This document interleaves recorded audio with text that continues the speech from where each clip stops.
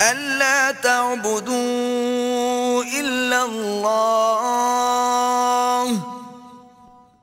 إني أخاف عليكم عذاب يوم أليم کہ اللہ کے سوا کسی کی عبادت نہ کرو، مجھے تمہاری نسبت عذاب علیم کا خوف ہے۔ فقال الملأ الذين كفروا من قومه ما نراك إلا بشرا مثلنا وما نراك اتبعك إلا الذين هم أراذلنا بادي الرأي وما نرى لكم علينا من فضل بل نظنكم كاذبين۔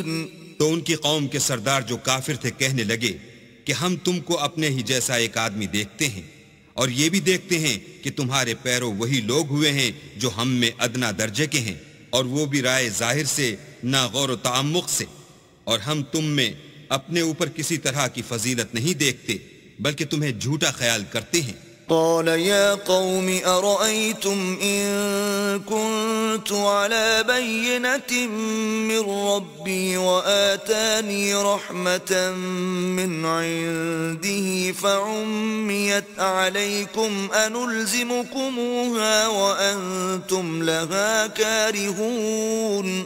انہوں نے کہا کہ اے قوم دیکھو تو اگر میں اپنے پروردگار کی طرف سے دلیل روشن رکھتا ہوں اور اس نے مجھے اپنے ہاں سے رحمت بخشی ہو جس کی حقیقت تم سے پوشیدہ رکھی گئی ہے، تو کیا ہم اس کے لیے تمہیں مجبور کر سکتے ہیں اور تم ہو کہ اس سے ناخوش ہو رہے ہو؟ وَيَا قَوْمِ لَا أَسْأَلُكُمْ عَلَيْهِ مَالًا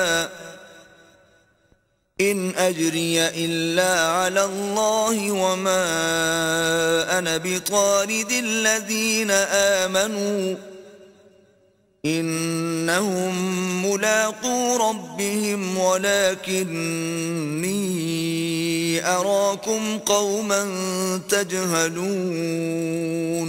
اور اے قوم، میں اس نصیحت کے بدلے تم سے مال و زر کا خواہاں نہیں ہوں، میرا صلہ تو اللہ کے ذمے ہے، اور جو لوگ ایمان لائے ہیں میں ان کو نکالنے والا بھی نہیں ہوں، وہ تو اپنے پروردگار سے ملنے والے ہیں، لیکن میں دیکھتا ہوں کہ تم لوگ نادانی کر رہے ہو۔